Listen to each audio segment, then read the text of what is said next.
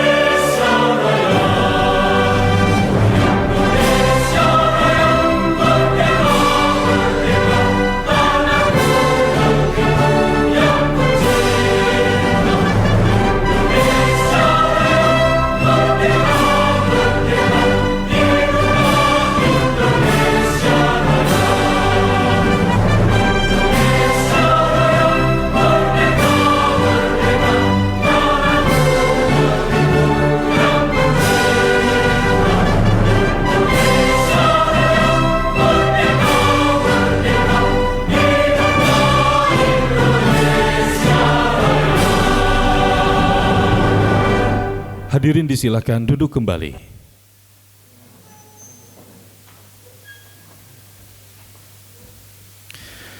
Bapak Ibu hadirin yang kami hormati, rapat pleno terbuka penetapan perolehan kursi dan calon terpilih anggota Dewan Perwakilan Rakyat dan Dewan Perwakilan Daerah pada pemilu tahun 2024 akan dipimpin langsung oleh Ketua Komisi Pemilihan Umum. Berkenan kepada yang terhormat Bapak Muhammad Afifuddin, disilakan.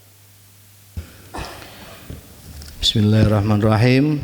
Rapat pleno terbuka penetapan perolehan kursi dan calon terpilih anggota DPR RI dan DPD RI dengan ini dinyatakan dibuka dan terbuka untuk umum. Assalamualaikum warahmatullahi wabarakatuh. Selamat siang, salam sejahtera buat kita semua. Yang sama-sama kita muliakan, kita hormati jajaran pimpinan KPU RI. Hadir bersama kita ada Bu Betty Epsilon Idrus, Pak Idam Kholik, Pak Yulianto Sudrajat, dan Pak Agus Melas. Sudah quorum ini ya, sudah 5 orang. Kemudian yang sama-sama kita hormati jajaran sekjenan, Pak Sekjen, para deputi, para kepala biro dan seluruh jajaran KPU RI yang terutama menyiapkan kegiatan ini.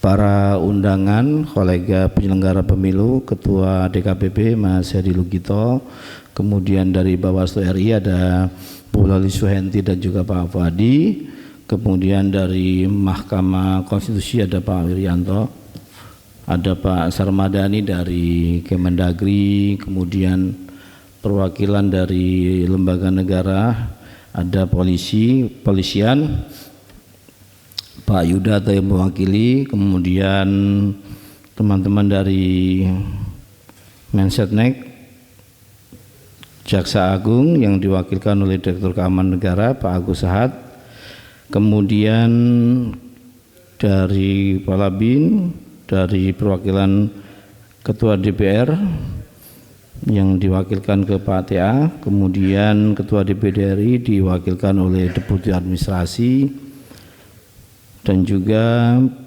pimpinan partai politik atau yang mewakili para LO partai yang sudah hadir, serta para undangan sekalian, perwakilan DPD, hadirin sekalian, teman-teman jurnalis yang berbahagia. Alhamdulillah pada hari ini tanggal 31 bulan Juli tahun 2024, sesuai dengan aturan kita bahwa seharusnya kita memang hari ini mau menetapkan perolehan suara dan juga kursi calon terpilih DPR RI dan juga DPD RI. Sekaligus kami juga akan menyampaikan beberapa hal terkait update dari situasi terkini. Sebelum kita melanjutkan forum pleno ini, ada beberapa update yang akan disampaikan oleh Pak Idam Holik selaku Ketua Divisi Teknis Penyelenggaraan Pemilu berkaitan dengan informasi terakhir, apakah berkaitan dengan SK kemarin dan juga berkaitan dengan update terakhir situasi di pendaftaran atau registrasi perkara di Mahkamah Konstitusi. Nanti setelah itu kita bikin diskusi, brainstorming setelah Pak Idam menjelaskan beberapa hal. Dipersilahkan Pak Idam.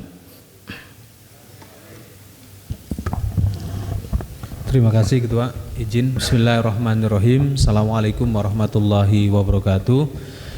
Salam sejahtera, Om Swastiastu, Namo Buddhaya, salam kebajikan. Yang saya hormati kepada Ketua, anggota dan Sekretaris Jenderal KPU Republik Indonesia beserta pejabat struktural.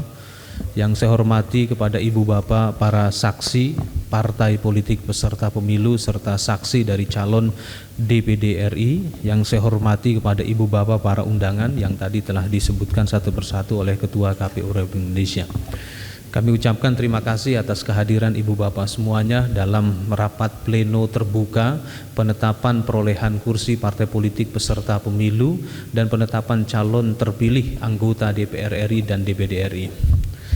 Sebagaimana yang diatur di dalam peraturan KPU nomor 6 tahun 2024, yang dimana setelah KPU RI menetapkan hasil perolehan suara pemilu secara nasional, termasuk di dalamnya pasca tindak lanjut putusan Mahkamah Konstitusi, dan untuk PHPU atau perselisihan hasil pemilu untuk pemilu anggota DPR RI, DPD RI dan DPRD tahun 2024 ini ada sebanyak 44 putusan Mahkamah Konstitusi yang kemarin sampai dengan tanggal 25 Juli 2024 telah seluruhnya dilaksanakan oleh KPU, KPU Provinsi atau KIP Aceh, KPU atau KIP Kabupaten Kota yang menjadi lokus dari putusan Mahkamah Konstitusi tersebut.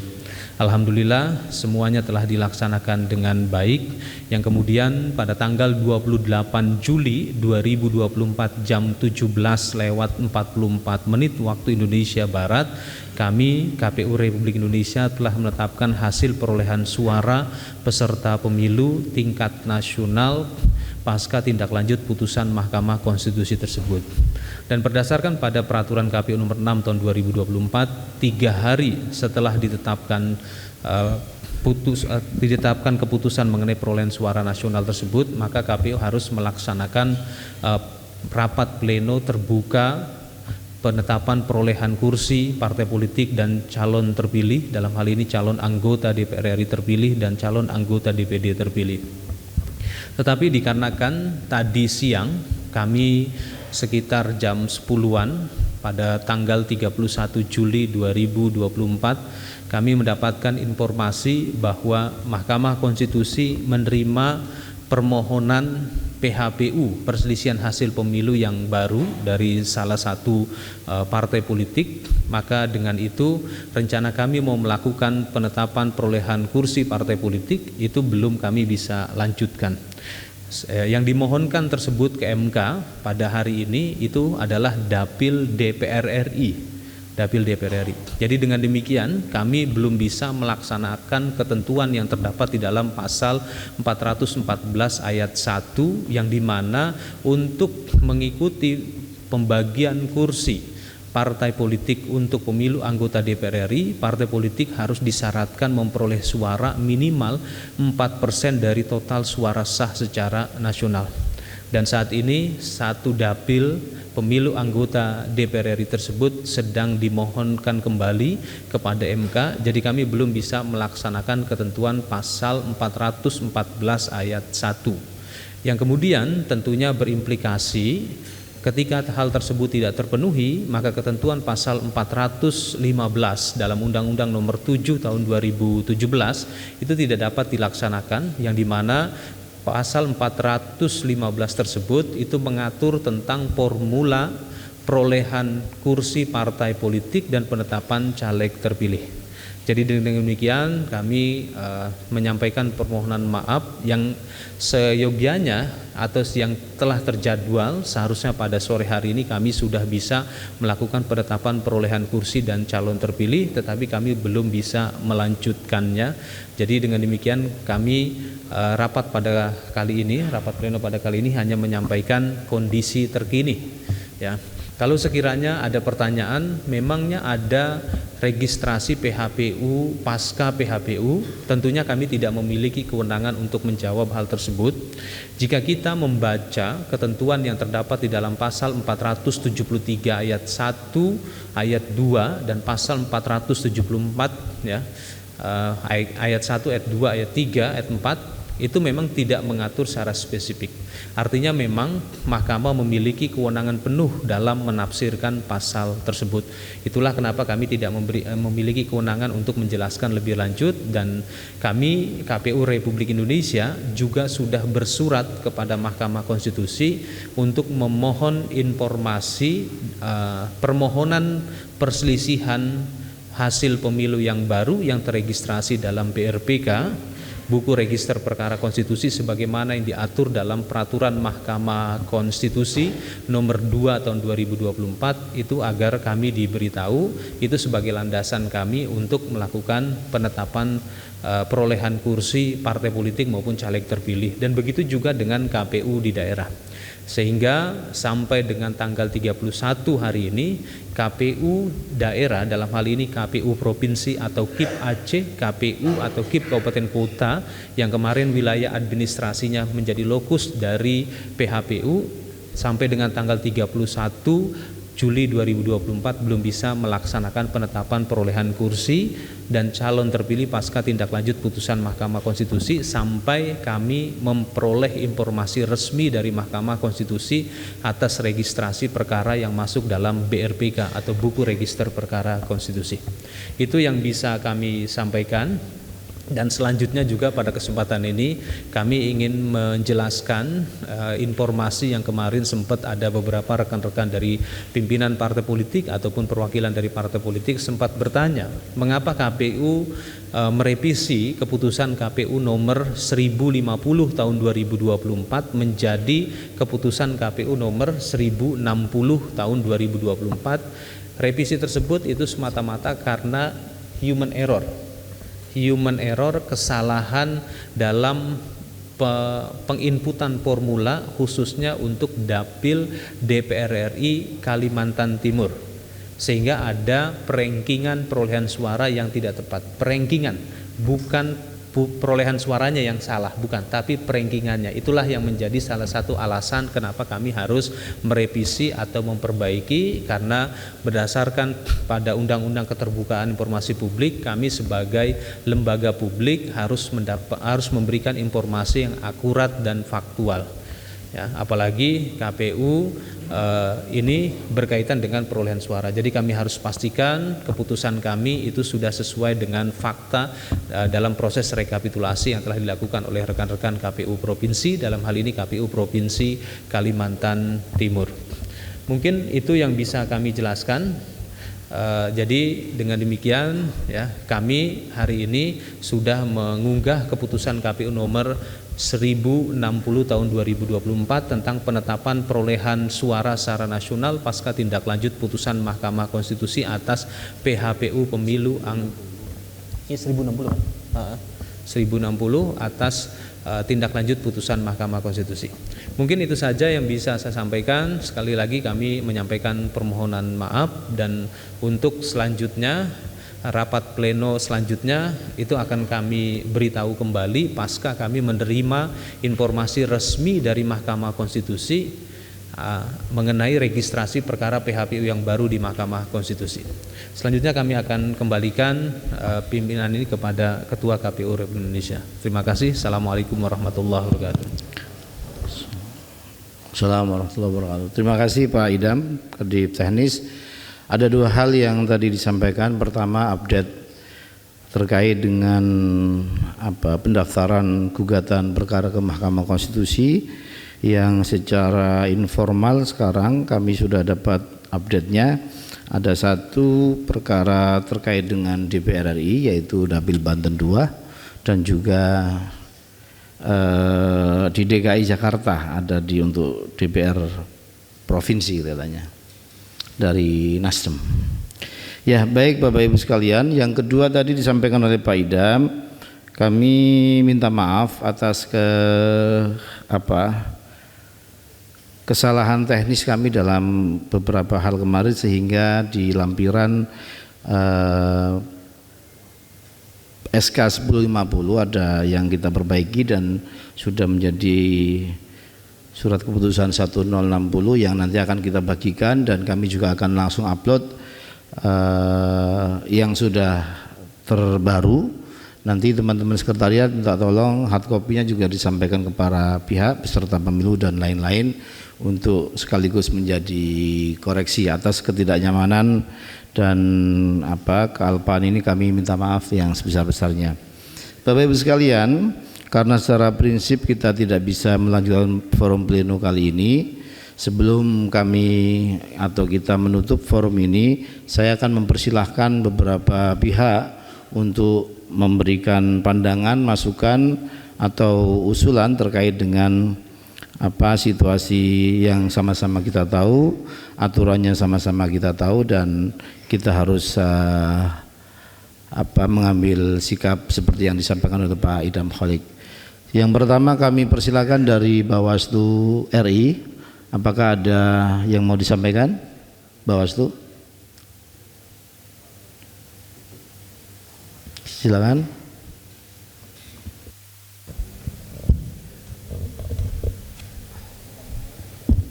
Baik, terima kasih Ketua.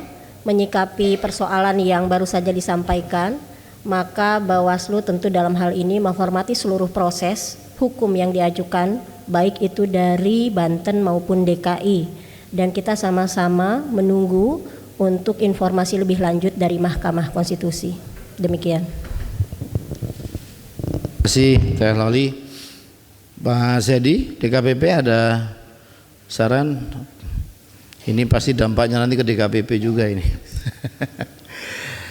Dari perwakilan lembaga negara, instansi, polisian, ada masukan? Dari Mahkamah Konstitusi? Silakan Pak, kalau ada yang mau disampaikan. Terima kasih Pak Ketua. Assalamualaikum warahmatullahi wabarakatuh. Yang sangat saya hormati anggota KPU seluruhnya dan Bapak Ibu seluruh yang hadir pada siang hari ini.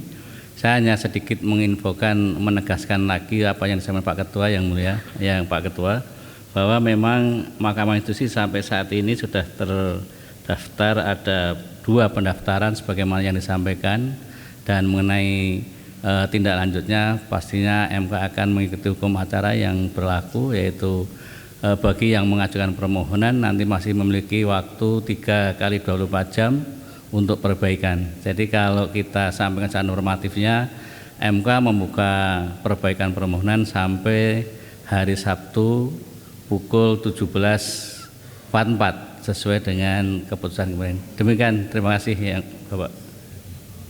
Terima kasih Pak Wirianto Panitra Muda dari Mahkamah Konstitusi. Dari perwakilan partai politik, silakan Mas Ibnu dari PAN. Sesuai perintah Mas Ibnu singkat. Saya singkat saja, tidak perlu dengan pembukaan. Begini pimpinan, pertanyaan kami ya sekaligus mungkin butuh pernyataan. Pertanyaan kami berarti di luar yang kemarin kita bahas dalam rapat pleno sebelumnya, yaitu hasil keputusan MK, hasil pelaksanaan MK yang kemarin itu, ada yang PSU, ada yang PSSU itu, berarti apakah seluruh data dan lampiran ya yang mungkin keputusan yang baru ini ya, yang 160 ini berarti sama dengan data dan lampiran dari SK 360 yang menjadi objek hukum pada saat para peserta pemilu itu melakukan gugatan ke MK. Nah, ini pertanyaan kami. Jadi menurut kami, ini pemahaman kami bahwa di luar yang kemarin kita plenokan yang kemarin itu, karena yang kita plenokan kemarin memang adalah hasil pelaksanaan dari keputusan MK, berarti di luar yang kemarin itu seluruh data dan lampiran-lampirannya termasuk hitung-hitungan semua adalah sama dengan SK nomor 360. Ataukah ada perubahan yang lain gitu. Tapi menurut kami tidak ada perubahan semestinya gitu. Kemudian yang kedua, saya kira tadi sudah dijelaskan oleh MK. Kami berharap bahwa nanti setelah perbaikan tuh mungkin ada waktu perkiraan berapa lama persidangannya gitu, sehingga nanti kita tidak melampaui jadwal sesuai dengan PKPU yang sudah ada. Saya kira itu aja. Terima kasih. Baik, terima kasih. Silakan teman PKS, nanti kita jadikan satu. Terima kasih pimpinan. Mau melanjutkan saja pertanyaan dari Pak Ibnu tadi terkait dengan nanti apakah kami minta butuh kepastian gitu ya.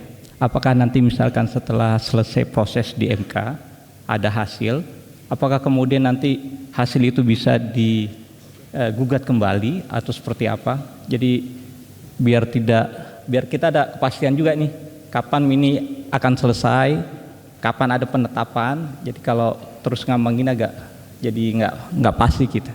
Itu saja Ketua. Terima kasih. Baik, ada lagi? Baik, silakan Kak Andi. Terima kasih Pak Ketua. Yang ingin saya tanyakan adalah pelantikan untuk DPRD Kabupaten Kota, apakah ada di bulan Juli ini atau provinsi ya? Mungkin saran saya aja bahwa tolong dicermati karena biasanya periodenya itu berbeda. Kalau memang misalnya ada yang Juli ini, maka saran saya keputusannya itu dipisahkan dengan DPR RI. Kalau dulu seingat saya sampai dengan pemilu terakhir itu dia punya SK 1, SK penetapan perolehan suara dan seterusnya ya. Itu memang harus disahkan oleh KPU secara universal termasuk DPRD kabupaten dan provinsi. Saya hanya menyarankan mohon dicek kalau memang ada DPRD yang harus dilantik bulan Juli atau Agustus, ini dicarikan solusinya. Kalau misalnya putusan MK-nya tadi belum keburu selesai, karena itu juga enggak digugat di MK misalnya, maka penetapan khusus untuk kabupaten kota ini menurut saya KPU bisa mendahulukan untuk mengesahkannya, karena itu memang perintah undang-undang harus mengesahkan juga DPRD provinsi dan kabupaten kota. Jadi tidak bergantung kepada yang sedang walaupun enggak banyak, seingat saya ada di bulan Juli Agustus itu pelantikan DPRD kabupaten kota atau provinsi, dicek aja dulu itu wilayah mana. Saya kira itu, terima kasih. Mudah-mudahan tentunya kita lebih senang kalau kita melaksanakannya sesuai dengan peraturan perundang-undangan dan konstitusi serta peraturan-peraturan KPU. Makasih. Baik, terima kasih. Yang pertama dari Pak Sibnu terkait dengan lampiran-lampiran, sebagaimana tadi disampaikan dalam pelaksanaan penetapan kursi ini untuk tingkat provinsi dan kabupaten kota, sebagaimana tadi disampaikan juga masukan ya usulan dari Kak Andi, tentu kita tetap merujuk pada 1050 sebagaimana yang telah dirubah menjadi SK 160. Nah, nanti kita akan segera upload sekaligus lampiran perubahan perbaikan 1060 akan disampaikan ke Bapak Ibu sekalian. Nah, selanjutnya yang berkaitan dengan AMJ DPRD kabupaten provinsi yang kemungkinan di bulan awal Agustus atau kemudian di akhir Juli ini, yang pasti kita akan menyampaikan setelah dapat informasi resmi BRPK pasca pendaftaran di Mahkamah Konstitusi. Jika tidak termasuk dalam yang daftarkan di gugatan Mahkamah Konstitusi, akan kita sampaikan untuk memproses penetapan lebih lanjut, dan itu di level teman-teman provinsi, kabupaten, kota. Pastinya kita menunggu informasi dari Mahkamah Konstitusi. Selebihnya untuk terkait waktu dan lain-lain ini sepenuhnya kewenangan ataupun jawaban ada di Mahkamah Konstitusi. Saya persilakan mau menjawab apa tidak, Bapak? Silakan. Terima kasih Pak Pimpinan. Terima kasih Bapak Ibu.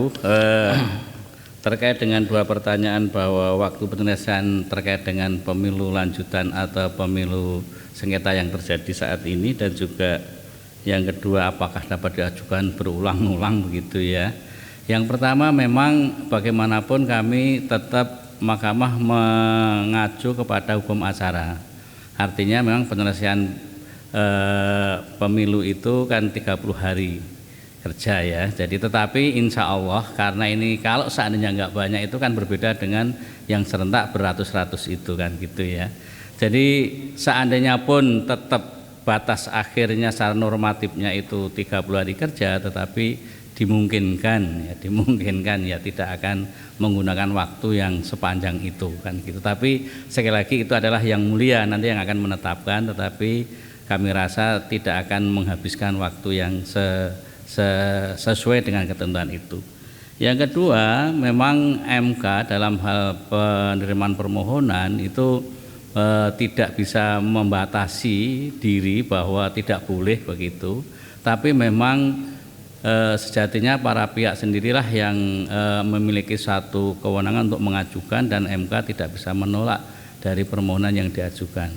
Itu yang menjadi satu asas yang kita lakukan di Mahkamah itu sih. Demikian Pak Ketua, terima kasih pimpinan.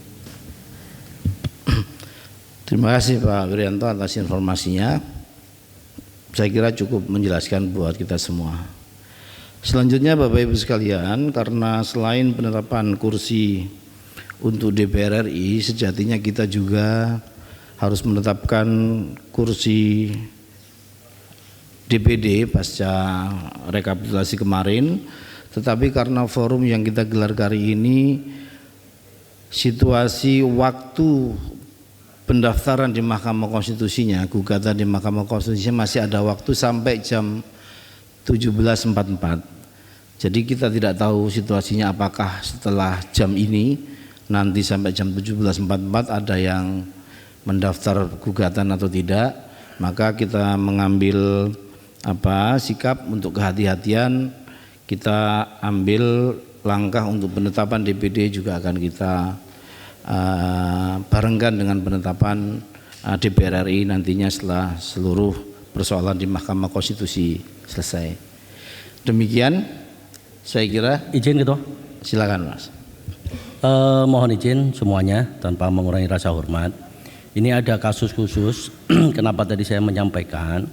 Jadi ada di KPUD Bengkulu Tengah itu pada saat terakhir dulu, pada saat sebelum kita mengajukan ke MK, di SK 360 itu lampirannya adalah SK 439 yang dikeluarkan oleh KPUD Bengkulu Tengah.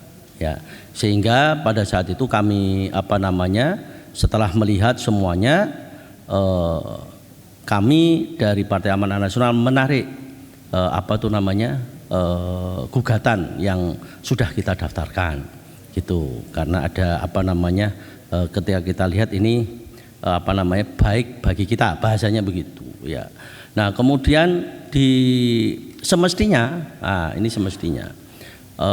SK yang baru 1050 maupun SK 1060 ya itu mestinya selain yang keempat yang tadi itu, yang kemarin kita bahas itu, tentunya harus sama dengan semua lampiran yang di SK 360.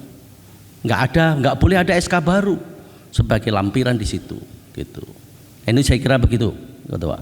Jadi kalau kemudian ada yang memasukkan ada SK baru tanpa babi bu dari proses hukum, menurut saya itu kesalahan administrasi yang sangat fatal. Terima kasih, Pak.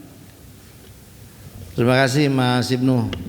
Mas Idam silakan dijelaskan. Terima kasih. Baik, merespon pertanyaan dari Bang Ibnu mengenai Bengkulu Tengah ya, kenapa terjadi perubahan SK.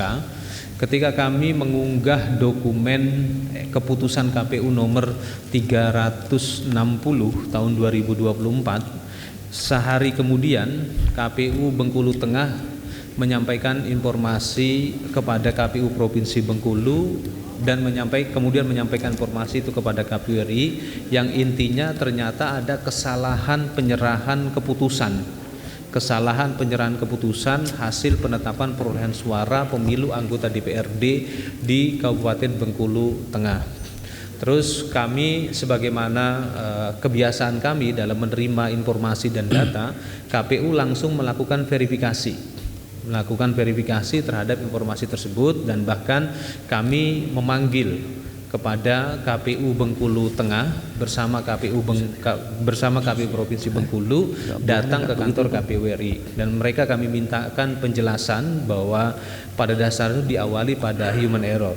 Tetapi kami tidak bisa menerima begitu saja. Kemudian kami sarankan kepada KPU Provinsi Bengkulu agar mengarahkan KPU Bengkulu Tengah untuk mengadakan pertemuan kembali dengan partai politik tingkat Kabupaten Bengkulu Tengah dengan Bawaslu juga. Jadi saksi-saksi yang mengikuti rapat pleno terbuka penetapan perolehan suara pada saat rekapitulasi tingkat kabupaten di Bengkulu Tengah itu diundang kembali. Dan kami sampaikan hal tersebut harus teradministrasikan dengan baik, dan Bawaslu juga hadir dalam pertemuan tersebut. Memang tidak 100% partai politik hadir dalam pertemuan tersebut, tujuannya untuk memberikan penjelasan ternyata telah terjadi kesalahan penyerahan keputusan oleh KPU Kabupaten Bengkulu Tengah kepada KPU RI, sehingga terjadilah kesalahan tersebut. Nah, dalam pertemuan tersebut tidak sekedar dijelaskan, tapi KPU Bengkulu Tengah itu juga meminta pernyataan. Seingat saya ada pernyataan secara tertulis dari para peserta dan Bawaslu Bengkulu Tengah. Itu demikian, Bang. Nanti kalau memang sekiranya informasi saya ini perlu dikonfirmasi kepada PAN di Kabupaten Bengkulu Tengah, bisa dikonfirmasi seperti itu. Demikian Mas Ibnu penjelasannya. Boleh sekali lagi? Silakan. Mohon izin pimpinan, ya ini teman-teman semuanya juga mohon izin. Saya kira kesalahan semacam itu tidak bisa ditolerir, karena SK 439 ini sudah menjadi objek hukum, di mana itu menjadi referensi kami ketika kemudian mencabut gugatan kita yang ada di MK gitu. Kemudian dalam perjalanan waktu mereka bikin SK baru ini, saya kira dengan alasan apapun tidak boleh begitu. Ini bukan ujian yang boleh dibawa pulang gitu, yang kemudian besok bisa diserahkan kembali. Jadi sikap kami, permohonan kami dalam kesempatan kali ini agar kiranya untuk Bengkulu Tengah ini ya tetap ditetapkan dengan SK yang 439 itu. Karena kecuali yang 4 hal tadi itu yang kemarin kita bahas itu ya memang harus berubah karena ada proses, ini sudah ada proses hukumnya gitu. Jadi setelah selesai di KPU kemudian ke MK hasil putusan, kemudian kita rapatkan lagi, kemudian kita putuskan kembali apakah ada yang MK lagi, ini tadi yang dari Demokrat mengajukan, kemudian ya baru kita tetapkan gitu. Saya kira prosesnya begitu. Jadi kalau ada di tengah-tengah berubah begitu, menurut kami tidak secara logika hukumnya tidak masuk gitu. Terima kasih. Ya, Mas Ibnu. Ya, memang waktu itu kita juga mendapat informasi seperti disampaikan Mas Idham, dan yang bisa kita lakukan kemudian proses bersama teman-teman Bawaslu dan lain-lain mengklarifikasi peserta pemilu yang pada akhirnya di 10.50 sudah kita sampaikan. Ya, jajaran kami juga kami evaluasi terkait hal ini, tetapi kami juga menyampaikan bahwa kita kembali kepada hasil yang memang sejatinya secara prinsip bukan itu, tetapi kemudian kesalahan teknis ini membuat situasi jadi perlu dilakukan langkah-langkah yang kemudian kami ambil tersebut. Mohon izin pimpinan Adoni jadi repot. Jadi dengan begitu hak hukum kami itu hilang. Gitu. Jadi membuat tidak even playing field gitu. Jadi posisi kami adalah posisi yang harus menggugat kembali. Gitu.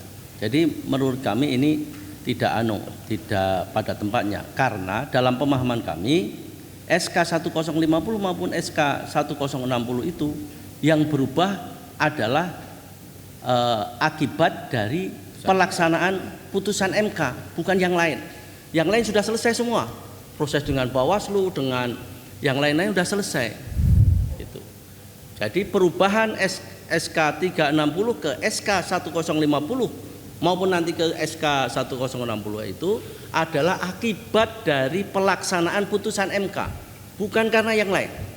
Saya kira gitu. Terima kasih. Ya, baik, keberatan kami terima ya, karena memang kami sendiri melakukan koreksi dan pengakuan atas kesalahan upload yang dilakukan, dan secara langsung ini berkenaan dengan partai Mas Ibnu, partai PAN.